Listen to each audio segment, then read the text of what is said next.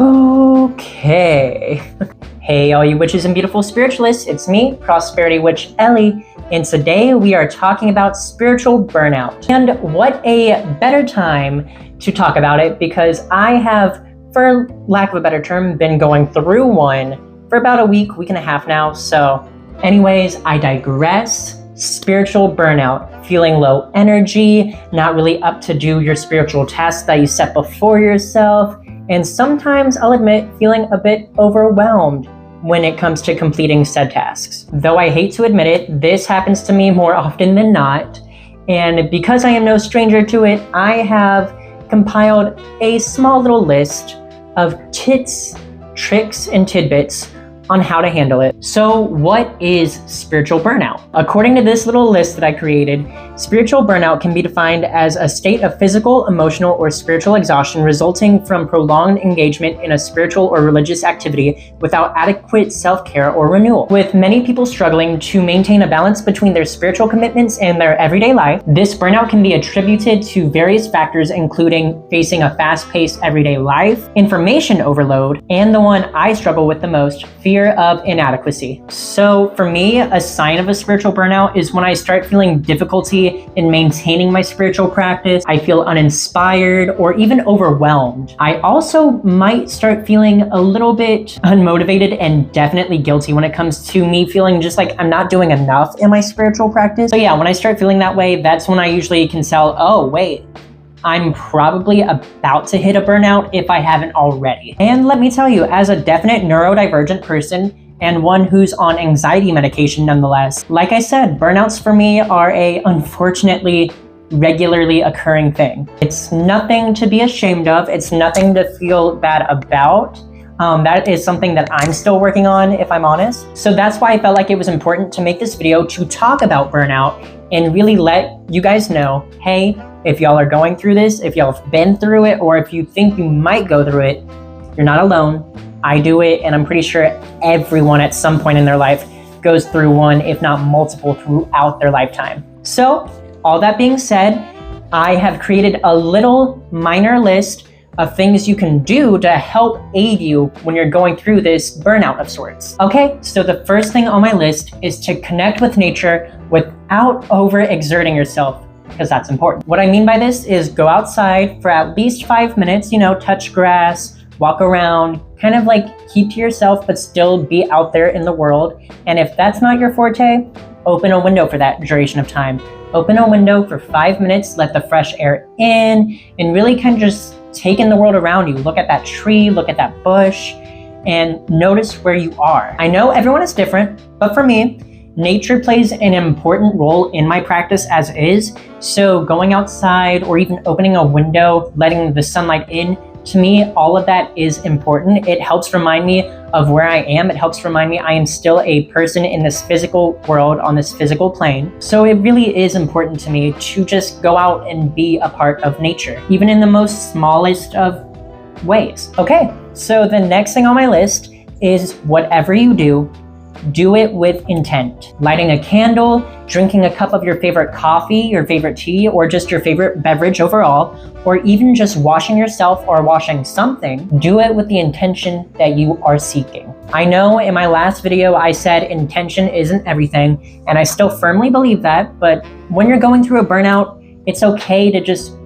put intention towards whatever action you are doing. This way you can simply say, hey, I am drinking this cup of coffee, for example, to wake myself up and to give myself both the right amount of spiritual and physical energy to get through my day. Or if you're bathing, washing, what have you, you are cleansing yourself both, again, physically and spiritually of any stagnant energies, any ucky-muckies that you just want to get rid of.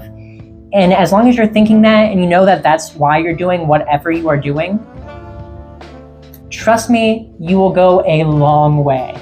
Okay, so y'all have heard me always preach wear the colors of the season, wear the colors of something that you want to do. That's what this next thing is. It's just wear the colors of whatever your desired energy is, watch something, or even listen to music that matches your desired intent or energy that you want to put forth into the world or even take in. Again, wear the colors that best represent the energy you are trying to put forth. Listen to the music about that energy, or that will, help create that ambiance, and consume visual media for that purpose too. I know what you're probably thinking. All of this sounds very plain, very mundane.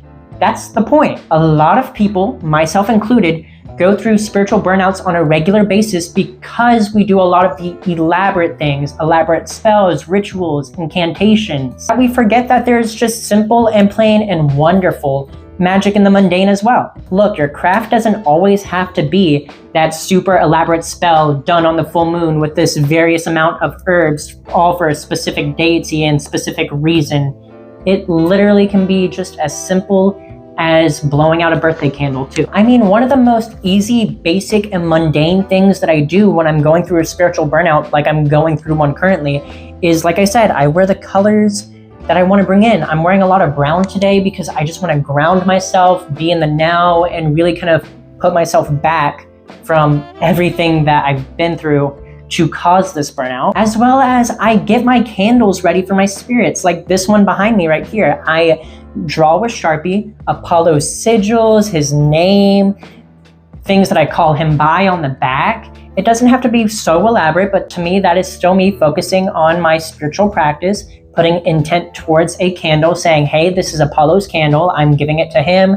I'm consecrating it in his name, even if it's just by me drawing on it with a Sharpie. Nevertheless, the next thing on my list, and you've probably heard this from a plethora of people, is simply just do some basic meditations and journaling exercises. If you're like me and you can't really focus very well or take your focus away from things very well because, well, you're neurodivergent, you get distracted easily and all of that, you can still meditate even if it's by passive meditation or active meditation, whatever the term is. And all you do to achieve that is go on a walk, listen to music, do something that takes you, again, out of the physical and just kind of clears your mind and allows you to be more centered and more with yourself. Okay, on to the next part of my video. Let's talk about combating guilt and perfectionism. So the biggest thing about a spiritual burnout is that, okay, dog. All right, hold on. The biggest thing about a spiritual burnout that a lot of people tell you, or will tell you, I should say, is it could be a sign that you do need to take a step back and that you do need rest, which I also humbly agree with. Though, again, I am bad about that. It's okay to acknowledge that you do need rest every so often from your practice, that you do need to take a step back, kind of rekindle yourself and refocus on solely you as a person and not you as a practitioner. And again, the next thing on my list is something I yet again struggle with, letting go of that all or nothing mindset. You know how I mentioned a few minutes ago that doing the simplest, most mundane things is still doing a lot? Well, that's what this letting go of the all or nothing, that's what that is trying to portray. Again, you really don't need to always cast such elaborate spells, do such elaborate rituals. If you're not feeling up for it while you're doing that spell or while you're doing that ritual, chances are whatever you're doing it for might not come to fruition the way you want it to. Jumping back to the candle behind me, as you saw, I really just write on it with Sharpie. I really just dress it with a little bit of oil and maybe some herbs here or there. Nothing too major, nothing too extravagant. Because to me, it's not a candle for me. It's a candle for my spirit. It's a candle for my deity, Apollo. It's for him. And so, yeah, I could go more elaborate, and sometimes I do, sometimes I want to, and I will. But again, the most basic, just Sharpie, little bit of oil, little bit of herbs. It's perfect, it does its job, it goes a long way, and it's for him. Okay, so let's talk about reframing productivity and focus on being rather than doing. I'm sure if you're watching this video and you've been through a burnout before, or you suspect you're going through one currently, you've had that thought cross your mind where it's like, I have to get this done. I just have to get this done. It's something that needs to be done, and it's gotta be done by XYZ date or time. And the simple truth of the matter is, to you, that matters, yes, but to your spirits, your guides, your higher power, whatever you may believe in, or if you don't believe in anything, just to your craft, it probably doesn't matter as much as you're making it out to be. I guarantee you that they are more focused on making sure that you as a person are okay, you as a person are taking care of yourself, versus, hey, give me this offering, do this spell, otherwise.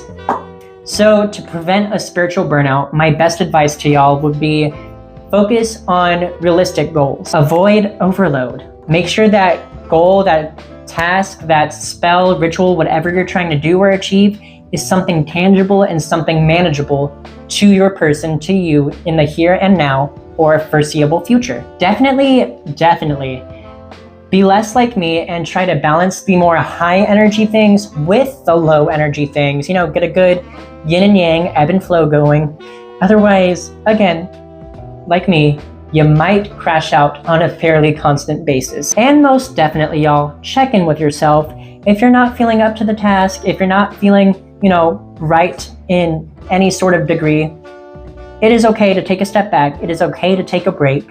It is okay to breathe and come back to it later. To close this off, all I'm gonna say is your path is yours to walk, even if you take a few breaks along the way. Anyways, guys, that is all I have for today. So if you have any tips, tricks, or tidbits of your own for handling spiritual burnout, go ahead and leave them in the comments below. Let's make this a cool and unique discussion. Let's talk about it. I really do feel like this is something that should be talked about more. But other than that, as always, make wise choices, make delicious pizza, and I will see you guys in the next one. Mwah. Bye.